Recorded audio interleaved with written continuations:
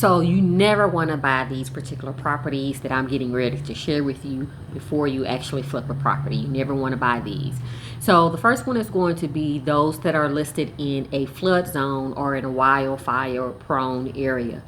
You're not planning on living in the property, but a potential person is actually thinking about living in the property. So you want to make sure that you're not in a flood zone, because people will actually have to pay more insurance. You want to keep this in mind before you actually purchase it.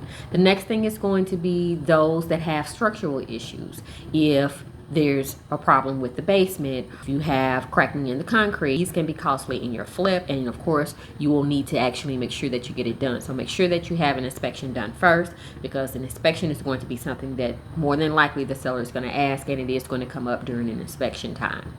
Next thing is going to be homes in bad neighborhoods. Make sure that you don't buy properties that are in a bad neighborhood. Number one, if the home's value is not up to par, of course people are not going to buy in those lower crime riddled areas. They're going to want to go into a nicer neighborhood. They're going to want to spend the same amount of money elsewhere in a nicer neighborhood. So make sure that it's not in a declining neighborhood, in a neighborhood that has high crime rate, or a neighborhood that is actually more people are leaving than they're actually moving into that area.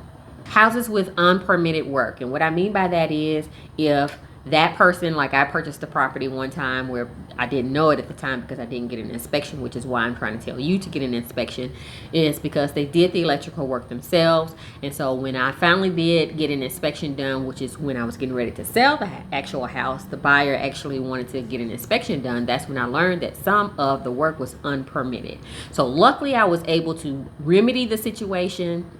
They didn't mess it up too bad, but they messed it up bad enough where there was some concern, and I almost lost the deal. But luckily I was able to actually sell the property and actually make a good profit on it. So you want to make sure that it is not unpermitted work, because it could actually run into some potential problems later. The next thing is going to be those properties that are in historic areas. So most of the time, if it's a house that is in a historic area, they have strict regulations. Type the words "tell me more" to receive information about my upcoming classes. Thanks for watching. Talk to you soon.